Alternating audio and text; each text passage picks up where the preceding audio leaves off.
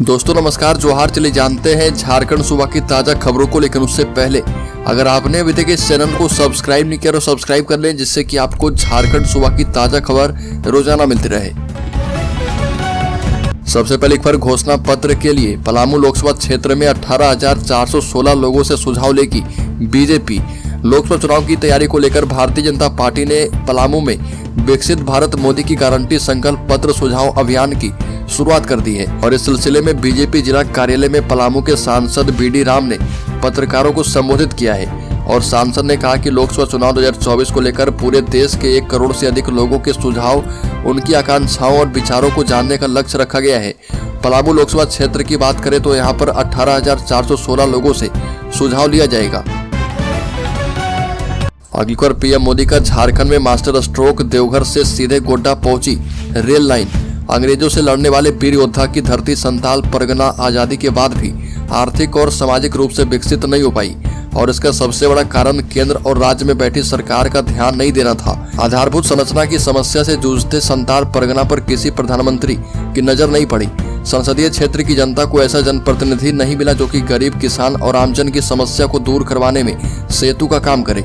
PM Modi की नजर संताल परगना के आदिवासी बाहुल्य इलाके पर पड़ी और आदिवासियों के उत्थान और पिछड़े संताल परगना में विकास की अमृत धारा बहाने का संकल्प मोदी ने किया है। अगली खबर, ईडी समन की अवहेलना में हेमंत सोरेन के खिलाफ दर्ज केस पर सुनवाई पूरी की गई है और 4 मार्च को फैसला आने वाला है। समन की अवहेलना के आरोप में झारखंड के पूर्व मुख्यमंत्री हेमंत सोरेन के खिलाफ रांची में सीजेएम कोर्ट में दर्ज करवाए गए कंप्लेन केस पर सुनवाई पूरी हो गई है और कोर्ट ने इस मामले में फैसले के लिए 4 मार्च की तारीख तय कर दी है। ईडी की ओर से 20 फरवरी को दर्ज करवाए गए केस में बताया गया कि जमीन घोटाले में पूछताछ के लिए उन्हें 10 समन भेजा गया था, लेकिन इनमें से मात्र 2 समन पर उपस्थित हुए थे और यह पीएमएलए यानी prevention of money laundering act की धारा 63 एवं आईपीसी की धारा 174 के तहत गैर कानूनी है।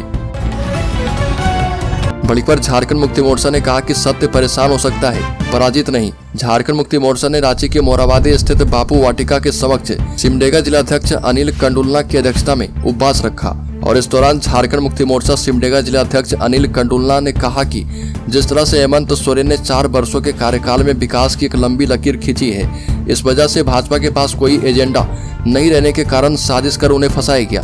राज्य की 3.5 करोड़ जनता हेमंत सोरेन के साथ है और बहुत जल्द हेमंत सोरेन हमारे बीच होंगे। बड़ी खबर, बजट आवंटन में मुख्यमंत्री सुप्रीमो हफीजुल को सबसे कम मिला। झारखंड के साल 2024-25 के वित्तीय वर्ष के लिए वित्त मंत्री रामेश्वर उरांव ने 1,28,900 करोड़ का बजट पेश किया। बजटीय प्रावधान के मुताबिक सबसे अधिक बजट राशि का आवंटन मुख्यमंत्री चंपई सोरेन के विभाग को हुआ है और मुख्यमंत्री के पास कुल 38,849 करोड़ रुपए के बजट का अलग अलग विभागों के हिस्से में आया है।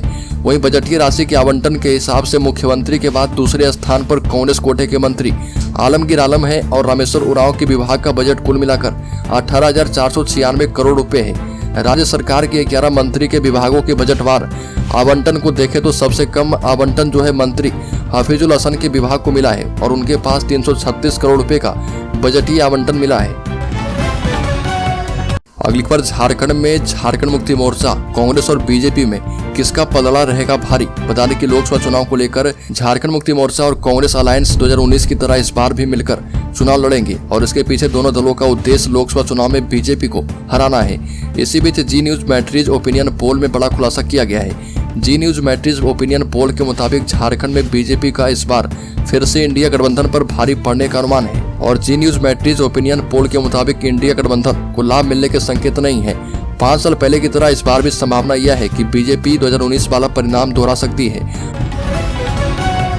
तो दोस्तों, खबरों में और भी आगे बढ़े उससे पहले मैं आपको जानकारी दे दूं कि इस चैनल पर हर दिन एक गिव-अवे क्वेश्चन पूछा जा रहा है और ये अगले 30 दिनों तक चलने वाला है। तो आप चैनल को सब्सक्राइब करके बेल आइकॉन, वीडियो की नोटिफिकेशन सबसे पहले पाने के लिए दबा लें और जो सब्सक्राइबर 30 दिनों में सबसे पहले और ज्यादा उत्तर देंगे उन्हें इस चैनल की तरफ से 1,001 रुपए गिव-अवे के तौर पर दिया जाएगा। तो इस क्विज सीरीज का 17वां सवाल है कि बिहार की प्रथम महिला मुख्यमंत्री कौन बनी थी और उसमें पहला ऑप्शन है बीना झा, दूसरा ऑप्शन है निर्मला सीतारमण, तीसरा ऑप्शन है राबड़ी यादव और चौथा ऑप्शन है राबड़ी देवी।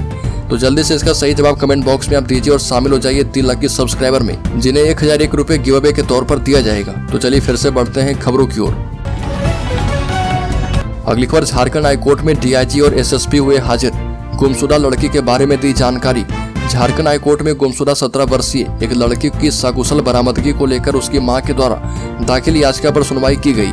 सुनवाई के दौरान डीआईजी साउथ छोटा नागपुर रेंज अनूप बिरथरे और रांची एसएसपी चंदन कुमार सिन्हा कोर्ट में सशरीर उपस्थित हुए और कोर्ट ने उनसे गुमशुदा लड़की के बारे में अब तक बरामद नहीं किए जाने का कारण पूछा और इस पर दोनों पुलिस अधिकारी की ओर से बताया गया कि देर रात चांडिल के ग्रामीण क्षेत्र से लड़की को बरामद कर लिया गया है और जो लड़की को भगाकर ले गया था वो 45 वर्षीय व्यक्ति है और बरामद लड़की अभी पुलिस के संरक्षण में है। कोर्ट ने लड़की को चाइल्ड वेलफेयर कमेटी के समक्ष प्रस्तुत करने एवं आवश्यक कानूनी कार्रवाई करने का निर्देश देते हुए मामले को निष्पादित किया। बड़ी खबर, उपायुक्त के आगाह करने के बावजूद ठगी के शिकार हुए हाई स्कूल के शिक्षक।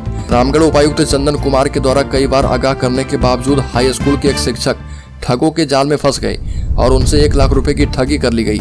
इस मामले में रजरप्पा थाने में प्राथमिकी दर्ज की गई है। साइबर ठगी का शिकार हुए गांधी स्मारक +2 उच्च विद्यालय रामगढ़ में सहायक शिक्षक के रूप में कार्य करने वाले प्रेमदीप कुमार महतो ने रजरप्पा थाने में 1 लाख रुपए के साइबर ठगी से संबंधित मामले में प्राथमिकी दर्ज करवाई है।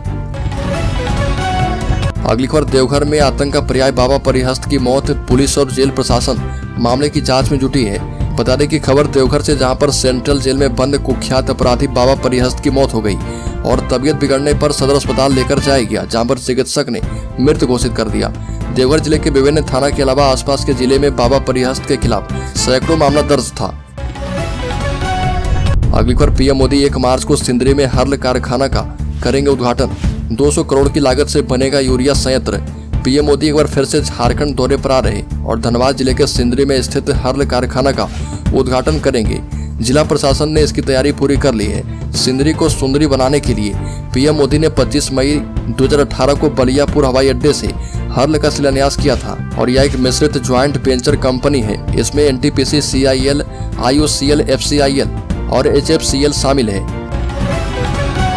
अगली खबर, झारखंड के जामताड़ा में ट्रेन हादसे पर मुख्यमंत्री चंपई सोरेन ने कहा कि एक कमेटी इस मामले की जांच कर रही है और इसके बारे में बाद में बात करूंगा। झारखंड विधानसभा के बजट सत्र में शामिल होने के लिए विधानसभा पहुंचे मुख्यमंत्री चंपई सोरेन से पत्रकारों ने इस पर प्रतिक्रिया पूछी तो उन्होंने कहा कि अभी एक कमेटी जांच कर रही है और मैं बाद में इसके बारे में कोई बात करूंगा। हादसा झारखंड की राजधानी रांची से 140 किलोमीटर दूर काला झरिया इलाके के पास हुई है और पश्चिम बंगाल के मुख्यमंत्री ममता बनर्जी ने भी इस पर शोक जताया।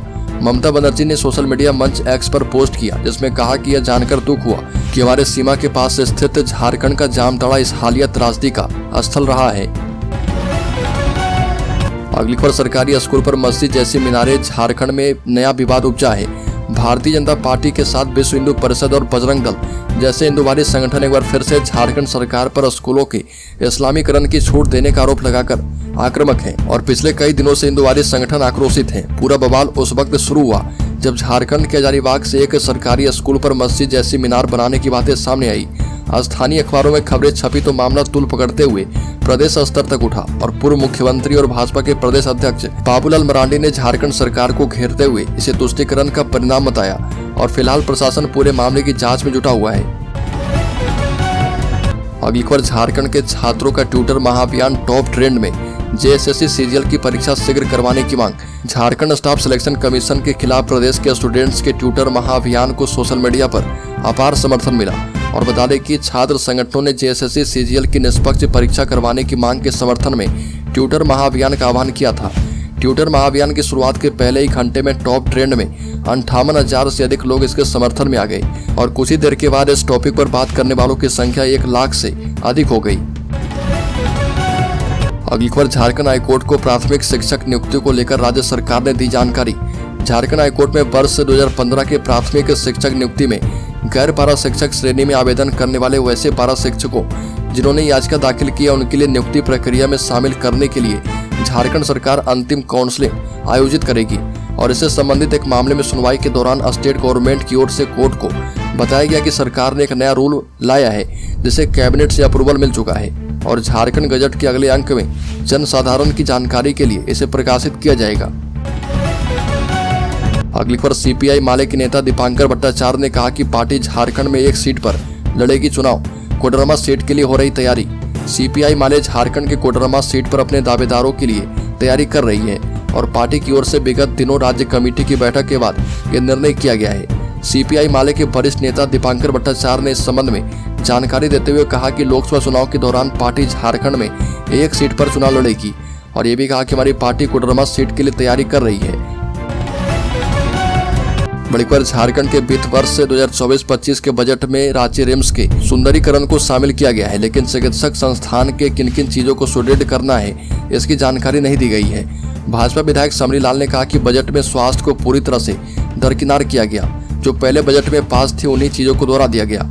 सरकार ने रिम्स के सुदृढ़ीकरण के लिए बजट पास किया, लेकिन किन सुविधाओं को बेहतर बनाएंगे इसका उल्लेख करना ही भूल गए। इसका मतलब साफ है कि सरकार के पास योजना ही नहीं है। समरी लाल ने बताया कि रिम्स में उन योजनाओं को सुदृढ़ करना बेहद जरूरी है जो सीधे तौर पर मरीज के इलाज से जुड़े हुए हैं।